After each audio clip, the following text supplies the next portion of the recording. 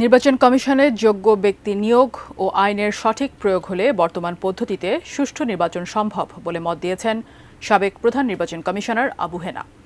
একই সাথে তিনি সংসদে আনুপাতিক প্রতিনিধিত্বের বিরোধিতা করেছেন।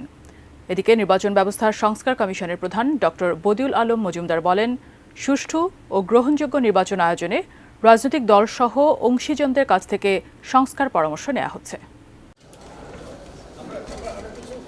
সাবেক প্রধান নির্বাচন কমিশনারদের পরামর্শ নিতে শুরু করেছে নির্বাচন ব্যবস্থার সংস্কার কমিশন, যার মধ্যে প্রথমে ডাক পেলেন 1996-এর সপ্তম জাতীয় সংসদ নির্বাচনের নেতৃত্ব দেয়া সাবেক সিসি আবু হেনা।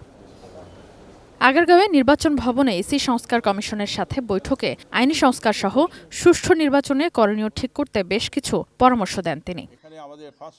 জানান, আইন যতই ভালো হোক, প্রয়োগ সঠিকভাবে না হলে নির্বাচন সফল হয় না। এজন্য যোগ্য ব্যক্তিদের নির্বাচন কমিশনে নিয়োগের পরামর্শ তার। যত রিফর্মস আপনি করুন, যত আইনের যত সুষ্ঠু সংশোধনী করুন না কেন, সবচাইতে বড় জিনিসটা সেটা হচ্ছে ইলেকশন কমিশন ইটসেলফ।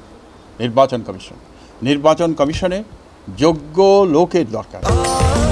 স্বাস্থ্যকর অল টাইম ফ্যামিলি কেক, সব সময় অল টাইম হেলদি লাইফ।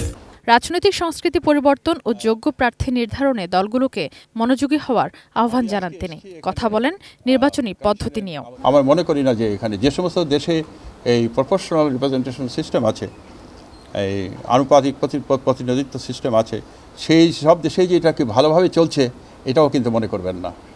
এটা আমি নিজে জানি, নেপালে বলুন, ইসরায়েলে বলুন, এসব জায়গাতে ভালো চলছে না। আমাদের যে বর্তমান যে সিস্টেম আছে, এই সিস্টেমই যেটার সঙ্গে মানুষ পরিচিত, এই সিস্টেমই কার্যকর করে তোলা দরকার। নির্বাচন সংস্কার কমিশনের প্রধান ডক্টর বদিউল আলম মজুমদার বলেন, সব ধরনের সংস্কার প্রস্তাব সরকারকে দেয়া হবে।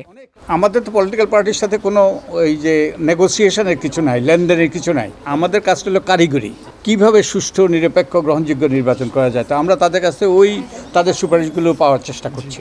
এরপর সাবেক সিইসি এটিএম শামসুল হুদা ও মোহাম্মদ আব্দুর রৌফের পরামর্শ নিতে তাদের সাথে বৈঠক করতে চায় সংস্কার commission. Sadia Afroz, ATN news, Dhaka.